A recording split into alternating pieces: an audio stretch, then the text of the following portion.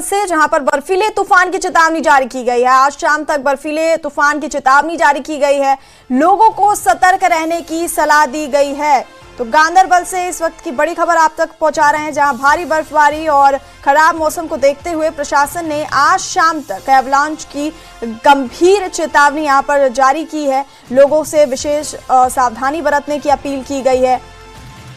आज शाम तक बर्फीले तूफान यानी एवलांच की चेतावनी यहां पर जारी की गई है। गांदरबल में बर्फीले तूफान की चेतावनी जारी की गई है और लोगों से सतर्क रहने की अपील की गई है।